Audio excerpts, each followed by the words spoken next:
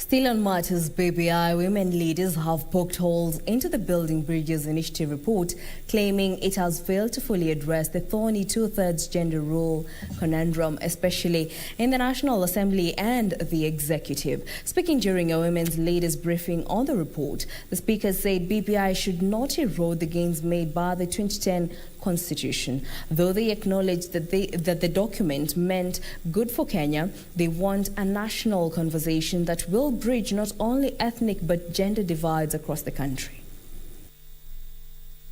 The BBI report that is scheduled to be officially launched on Monday at Bomas has ignited a national conversation that could inform major changes in the country's legislative agenda.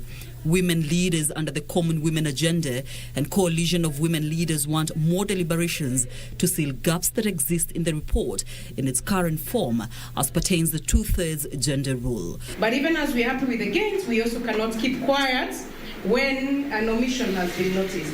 An omission on the executive, the protection in the executive, and an omission in the National Assembly, that there are no guaranteed seats for women. Conversation continues.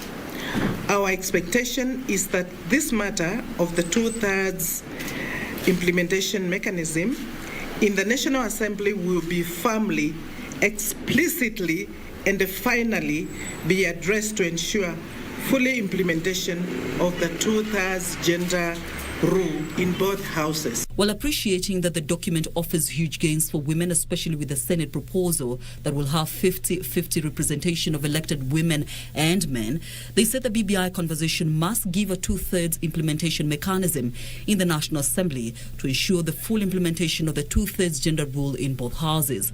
Sentiments echoed by Murang'a Women Representative Sabina Shege. Jambo ambalo limetufikia ni kwamba ametoa kiti cha kina mama katika bunge kile cha Women Rep na wamepeleka Senate, ambapo sasa tutakuwa na maseneta wawili wa kiume na wa kike. Nasema Senate ni vizuri wamekuwa na formula ambayo imekuwa sasa 100%, imekuwa 50-50.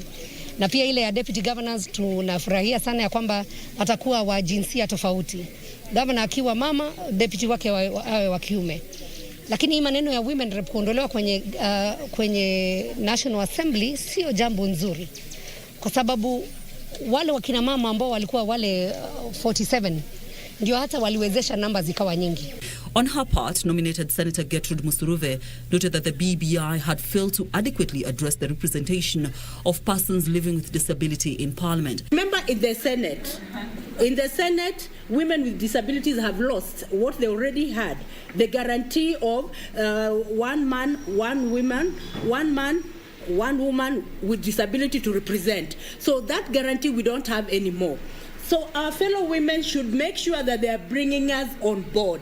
They are bringing women with disabilities on board. As we talk about women, let's talk about also women with disabilities in decision making.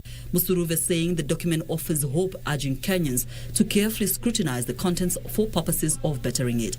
When it comes to voting, we nominated senators do not have voting rights, but in this document, all senators will have voting rights. And even when it comes to being really seen on the ground, they'll be more effective. Some of the immediate gains offered to women by the report include governor and deputy governor being of opposite gender, with the deputy assigned a portfolio, political parties bound to give IEBC a list of candidates that is two-thirds gender rule compliant, protection and entrenchment of Article 43, rights of health, food, water, security as priority budget items in public finance, protection against sexual and gender-based violence. Caroline Kamau reporting for Channel 1 News Hour.